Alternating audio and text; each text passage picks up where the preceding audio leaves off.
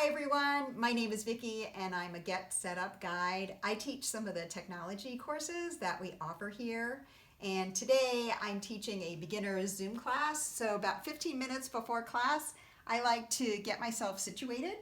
I make sure that I have my lighting set up. I always have a big glass of water by my side, and you'll notice that I have two monitors here. This monitor has my camera.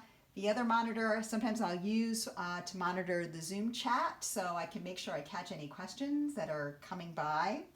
And just before I'm ready to start class, I like to make sure that I take a look at the class roster so I can see what people are looking to get out of class today. But also if we have students who've been taking a lot of classes with us, they're our ambassadors. I make sure that I give a shout out to them, welcoming them back.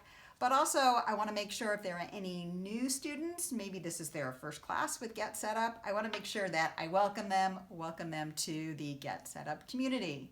And my class is about to start, so I always make sure I have my earbuds in. I make sure that my video is turned on, my audio is turned on, and it looks like I have some students coming in.